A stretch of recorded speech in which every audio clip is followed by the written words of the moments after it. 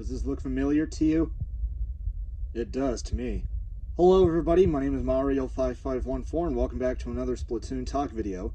In this video we're going to be looking at main power-up in Splatoon 3. Now, currently right now, since the game's beginning, we have Intensify Action, which basically took main power-up's place. But what if main power-up returns? Like, what if Intensify Action never happened? So basically we're going to be talking about main power-up in Splatoon 3. Basically we're going to be making some changes to make it more balanced for Splatoon 3. If you guys enjoy the video, hit the like button, and if you end up liking the video, consider subscribing, and let's get started. So, for anyone who will get confused, we have a legend here. On the left side, we will have the data for what main power-up had in Splatoon 2. And then on the right side, we're going to be showing the new data for what it could have for Splatoon 3. So we're only going to be looking at shooters this time. We're going to be looking at shooters for the first time. Anyway, with the confusion out of the way, let's jump right in. First up are the changes to Splattershot. So Splattershot had one of the best buffs from main power-up. As looking at Splatoon 2, it increases shot accuracy when firing while jumping by up to 50% and up to 25% when grounded. I think for Splatoon 3 we can dial it back a bit. We can increase the shot accuracy when it's jumping by 25%, and when it's grounded up to 20%. So I think you would still run at least one. You could still run one main of it, but I think a lot of people would be running like a sub on the side. But still, I think these changes would be more balanced for Splattershot when looking at it in Splatoon 3's standpoint. Alright, next up are changes to the Splattershot Junior for main power-up. So, in Splatoon 2, it increases ink coverage by up to 20%, more than 20%. We can dial it back to just 5% for Splatoon 3, since Splattershot Junior was recently given a 3% range buff as of 9.3, so this would probably just be something small for Splattershot Junior, as the main weapon is like an entry-level weapon. So it's only going to be used in like Turf War. It's rarely going to be used in Anarchy battles unless people are just going to spam Big Bubbler. Alright, next up are changes to the NZAP weapons.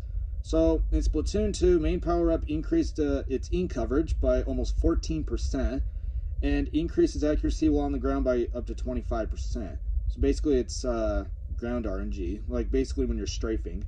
For Splatoon 3, we can increase its ink coverage by 5%, and then increase its firing accuracy when firing while jumping by up to 5%. So I think these changes are just small enough for NZAP, because NZAP has been given a lot of buffs since Splatoon 2, as well as some from Splatoon 1. So I think these changes were definitely going to be making main power-up more balanced in NZAP's case, especially when it's in Splatoon 3. And keep in mind, main power-up is only going to be shown with just main weapon changes, like upgrading the main weapon without increasing the main weapon's damage. We're not bringing back the component of damage up, which is basically Splattershot Pro is basically the first one we're going to talk about here. In Splatoon 2, it increased its damage by almost 21%. So we're not doing that. Instead, we're going to give like the same kind of main weapon upgrades that we give Splattershot. We're going to increase its shot accuracy when firing while jumping by up to 25%, and then when it's grounded, we're going to increase it by 15%. So just some changes for Splattershot Pro, as the last thing we want to do is increase its damage and throw the entire game off balance, or just throw the weapon off balance. And so I think these changes are more balanced without ruining it. Alright, next up are changes to the Aerospray weapons. So, like Splattershot Junior, Aerospray was given a 3% range buff in 9.3. With main power-up equipped in Splatoon 2, it increased its ink coverage by up to 16.7%. I think for Splatoon 3, we can dial it back to 5%. Try to make things a little balanced in Splatoon 3's case. I mean, it's impossible to have with a game to have perfect balance, but at least you're trying to have something to keep it in control without going overboard. Alright, next up are changes to the Sploosh-O-Matic. So this is going to be a tough case here.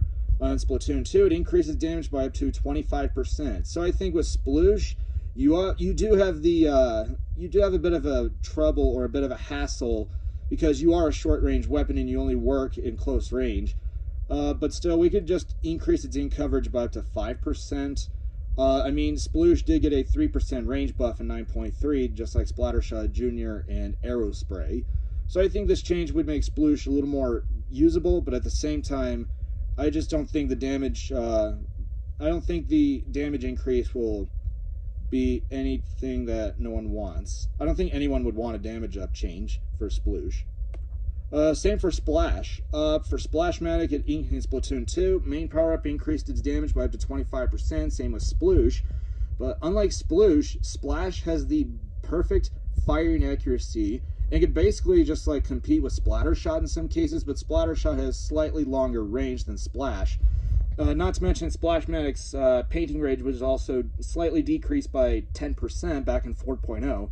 So I think with main power up, we're just going to increase its in coverage by 3%. That's all that Splash is going to get. Given that Splashmatic has Burst Bomb and Crab Tank, I don't think we're wanting to bring back Crab meta. But I think a small change like this would make Splash a little more usable in some cases. Alright, next up is the 52 Gal. So, like Splattershot, 52 Gal had one of the best main weapon upgrades from main power up. Basically has the same stats from Splattershot, increases shot accuracy when jumping by 50% and 25% when grounded. But of course, 52 Gal recently is just like, I mean, currently right now, 52 Gal is just one of those weapons that people hate the most. But I think with some people who like 52 Gal, I think we can make some changes with main power up. We can increase its shot accuracy when jumping by up to 10%, and then increase its shot accuracy when grounded by 5%. I think 52 Gal is just going to get these changes because any more changes like we've seen in Splatoon 2 would probably push 52 Gal over the edge and make it more hated as it already is. Alright, next up are changes to the 96 Gal. So, like Splattershot Pro, 96 Gal had the damage up component equipped. With main power up, it increased the damage by up to 25%. We're not going to do that. That was basically what broke 96 Gal, as well as with damage up in Splatoon 1. It basically made 96 Gal deal over 70 damage according to ProChara. So I think the changes we're going to make to 96 Gal is that we're going to give the same upgrade for Splattershot and 52 Gal. We're going to increase its shot accuracy when jumping by up to 25%, and then when it's grounded, we're going to increase it by 20%.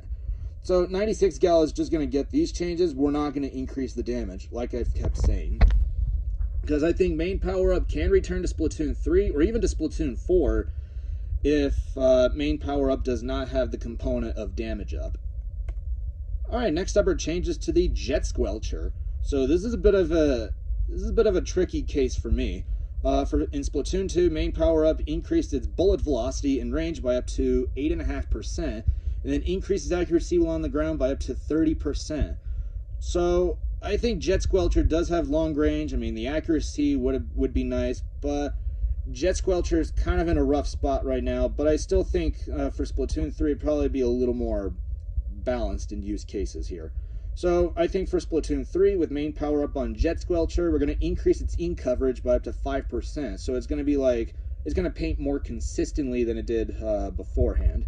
So this would definitely work much better for Jet Squelcher, as we're not going to increase its range or its bullet velocity. I think that's a bad idea for Jet Squelcher. And finally, we have our new case, or the new weapon, Splattershot Nova. So I think for this weapon, with main power up equipped, we're going to increase its shot accuracy when firing while jumping by up to 25%, and when it's grounded, we're going to increase it by 15%. You know, just some kind of change to make Splattershot Nova more bearable, but a lot of people are still going to prefer like 96 Gal or Jet Squelcher if they wanted to run a shooter weapon with long range. In most cases, they're going to choose those two weapons over Nova. But this would make Splattershot Nova more bearable for people, and could possibly see some more use outside of Turf War. And that's it. That is all of our changes for main power up in Splatoon 3. If it was to return.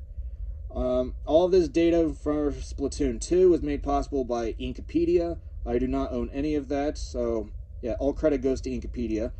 Thank you all for watching. If you guys like the video, be sure you subscribe, and I will see you all next time.